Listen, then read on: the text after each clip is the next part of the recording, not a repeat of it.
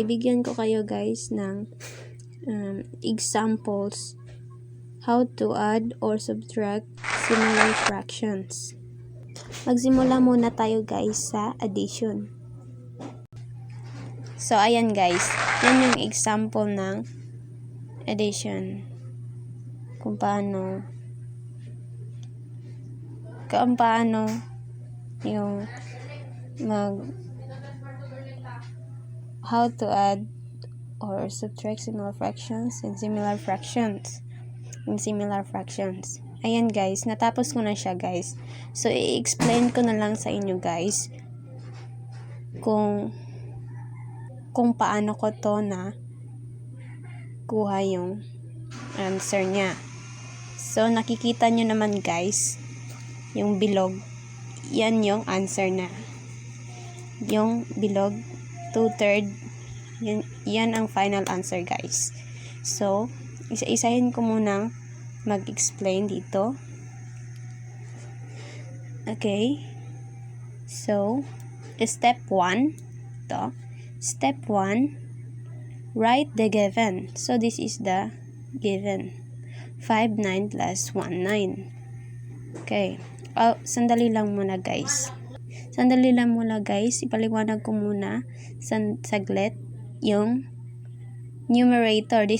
Ito yung numerator guys, sa ibaba, sa itaas, at sa baba naman yung denominator. Tinatawag itong numerator sa itaas at sa baba ay denominator. Ayan guys. So step 1, yun nga, write the given. Sulat lang natin to guys. 5/9 plus 1, 9.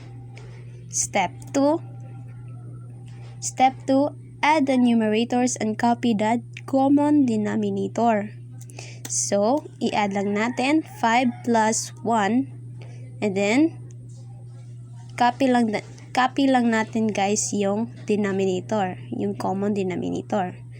Parehas silang 9, so copy yung 9 ito. Then step 3, simplify natin guys. 5 plus 1 equals 6 and 6. Then copy lang din yung denominator. Ayan, 6, 9. Then ma-convert pa siya guys into lowest term. So ayan, ito na yung lowest term guys. Yung lowest term ng 6, convert into lowest term, yung 6 is 2. Yung lowest term ng 9 is 3. So the answer is 2/3. Okay? So sa pangalawa na naman tayo guys na example. So sa subtract na naman tayo, subtract sa pangalawang example sa subtraction. Okay? So andito na tayo guys sa pangalawang example. So sa subtract na naman tayo guys. So ito yung given. Yan, 5/8 minus 1/8. Then step 1, write the given. So 5/8 minus 1/8.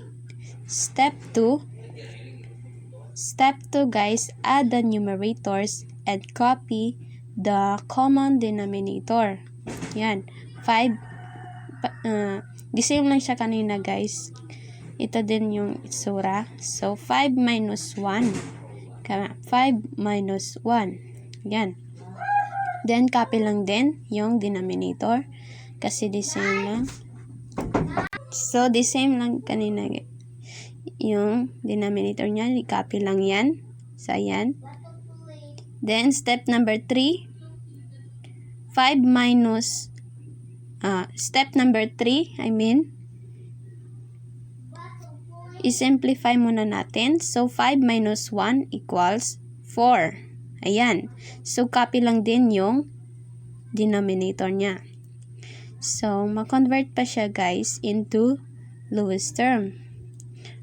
The same lang kanina guys, na-convert ko na siya. So this is the lowest term.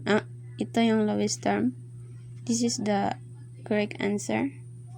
This is the answer, guys. 1/2. Okay, 1/2.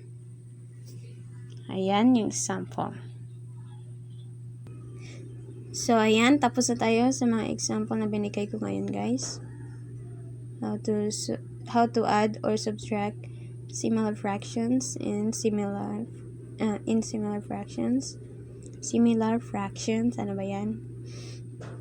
I hope, guys, na may natutunan kayo, and then kung may mga comment nun kayo or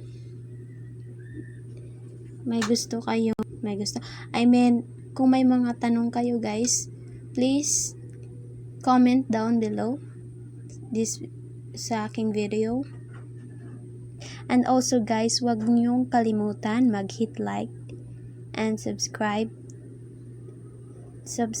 my channel, my YouTube channel, and also don't forget the notification bell para lagi kayong updated sa aking mga susunod na video. Salamat, guys, and thank you so much. God bless.